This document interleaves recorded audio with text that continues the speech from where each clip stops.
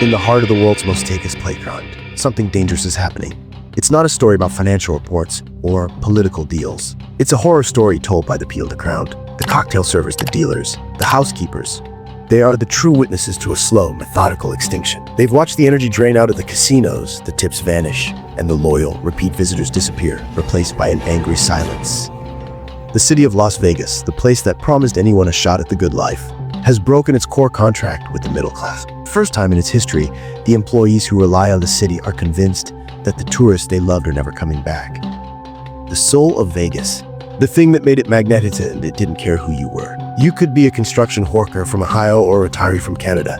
You paid $60 for a room split 4 ways at the Flamingo, grabbed a 5 blackjack chip and felt like the dealers knew your name. The waitresses smiled like they wanted you to win. That feeling that you belong, that you could afford to, it's gone.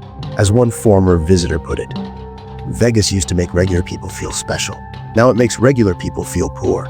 That feeling is validated by the numbers. Official records from the Las Vegas Convention and Visitors Authority show the city has been hemorrhaging visitors, reporting 2.8 million fewer tourists in recent periods. Hotel occupancy has collapsed around 66.7% in the summer months, a level typically only seen during economic crashes. International arrivals fell by 13%, with Canadian visitors, who were once the city's lifeblood, dropping by a steep 18%. This isn't a blip, it's the kind of decline that signals a fundamental breakdown in the business model. And the logical reason for this breakdown is simple predatory pricing. Let's dissect the pricing monster. Others have spiked 30% since 2023, with the average strip room now running over $200 a night. But that's the smallest problem. The true enemy is the resort fee, now running $48 to $60 a night. MGM, for example, bumped their fees twice in 2055 at places like the Bellagio. That means a 120 room is instantly $180, and for a 3-night stay, you pay an extra $100 just to park your car. On top of that, restaurant prices are up 27% since 2020, with Nevada ranking 5th in the country for restaurant inflation. The old $1.99 steak dinner is now $58. Tourists are reporting sticker shock everywhere. $20 for bottled water at the pool, $74 for 2 drinks. Vegas has become a city that charges you triple digits just to exist inside its walls. The math is simple. For the price of a cramped Vegas hotel and fees, people like Sarah, a teacher from Michigan, are now booking Parsana and getting real culture, better food. And nobody trying to nickel and dime us every 5 minutes.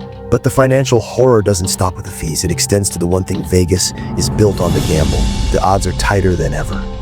Blackjack minimums have jumped to 25 a hand on weekends. Roulette wheels now often feature a third zero, aggressively boosting the house edge. Most critically, the return to players' RTP rate on strip slot machines. The percentage you actually get back has dropped to 91.97%. Penny slots are even worse, sometimes paying back as little as 88 cents on the dollar. Your money is disappearing faster. The odds of a win have never been slimmed, and the employees who watch this happen every day are telling the terrifying truth: the game is rigged against the everyday player more obviously than ever before. What you are about to hear next is the most human and most dangerous aspect of this whole economic decline, and it should genuinely horrify you.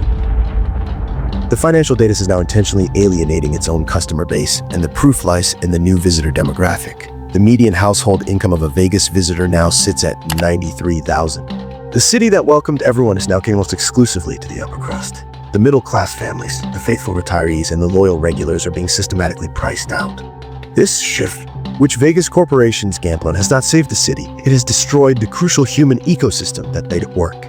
We have the first-hand accounts of the workers themselves, who are watching the soul of the city die on their shifts. Jessica, a cocktail server for 12 years, says her tips have collapsed. I used to make $200 in a good shift. Now it's lucky if I clear 80. She notes the new crowd doesn't tip, complains about prices, and nurses wondering for hours. Maria, a housekeeper, says entire floors sit empty midweek, and the guests who do arrive are angry and less likely to leave a tip. They are mad about the resort fees, the parking, the prices. They take it out on us. She started skipping her lunch just to avoid the tension. And Danny, who fixes slot machines, sees the core of the problem. Nobody even pretends you can win now. People used to be happy to lose a little if they got a few hours of fun. Now they're just mad.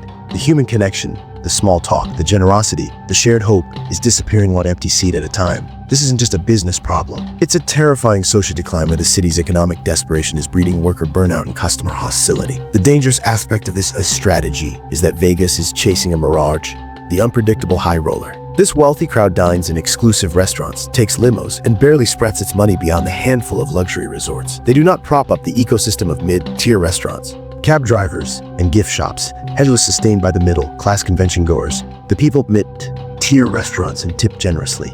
Now, even that business is disappearing. Convention attendance slipped 0.6% in the first quarter of 2025. Organizers are bucking 100 rooms and mandatory resort fees are driving them to cheaper competitors. One planner, Brian Sullivan, moved his event to the Westgate, saving his attendees hundreds per night. Industry reports warn of a 4.3% jump in event costs, lumping Las Vegas in with the most expensive cities in America. The $16 billion convention business is now steering clients like Baltimore and San Antonio, where crip rates average 70 or less per night.